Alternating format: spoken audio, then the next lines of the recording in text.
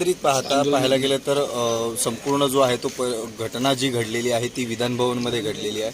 परंतु अध्यक्ष किंवा कोणत्याही विधानभवनच्या कार्यकर्ते पोलिसांकडून नसेल तर थेट मुंबई पोलिसांकडून किंवा पोलिसांकडून कारवाई करण्यात येते. ह्याकडे प्रश्न तसा नाही. प्रश्न हा आहे की अध्यक्ष खोटं का बोलतात. अध्यक्ष खोटं का बोलतात. मला आणि जयंत पाटलांना भेटायला गेल्यानंतर सांगितलं की सभागृह संपू द्या, सोडून देऊ आपण. आम्ही त्यांना हेही विचारलं नाही की समोरचे किती अटकेत आहेत. आता समोर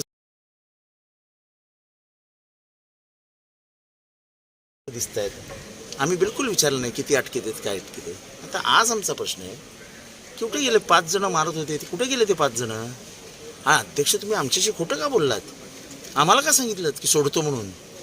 सचिव भोळे मला स्वतः सांगितलं सोडतो म्हणून. अध्यक्षांनी मला आणि जयंत पाटलांना स्वतः सांगितलं सोडतो म्हणून. हे असं दुहेरी का चाल खेळायची.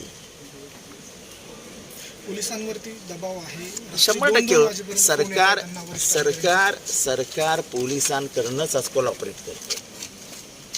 सरकार पोलिसांना आपले हस्तक बनवतात. पोलिसांवरती आमचा अजिबात काय आक्षेप नाही. काय करणार आहेत बिचारे. आता 2 वाजता त्या मुंडे साहेबांना फोन आला की yes sir no sir, yes sir no sir, yes sir no sir. काय करणार बिचारे पोलिसांचा काही प्रश्न आहे. जर आमचा मालक विधानसभेचा सर्वेसर्वा अध्यक्षच जर आमच्याशी खोटं बोलून आम्हाला फसवत असेल तर आम्ही न्याय कोणाला मागायचा.